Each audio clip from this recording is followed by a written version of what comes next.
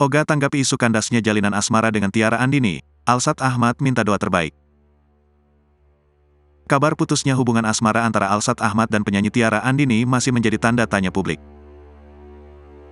Sejak rumor Alsat Ahmad pernah menikah hingga punya anak dengan mantan pacarnya, Nisa Ashifa pada bulan Maret tahun 2023 lalu.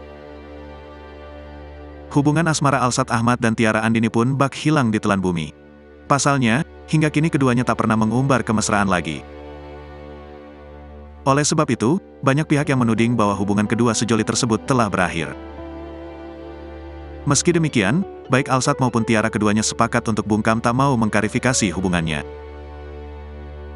Disinggung soal hubungannya dengan Tiara Andini, pria berusia 28 tahun ini irit bicara. Ia hanya meminta doa terbaik untuk hubungannya dengan Tiara Andini. Di sisi lain, Tiara Andini justru terciduk memposting ulang foto kebersamaan dengan Alsat Ahmad dari fanbase keduanya di TikTok.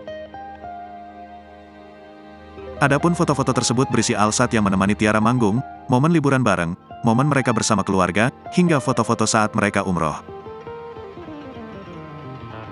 Foto-foto tersebut diunggah menggunakan sound TikTok lagu Tiara yang berjudul Cintanya Aku.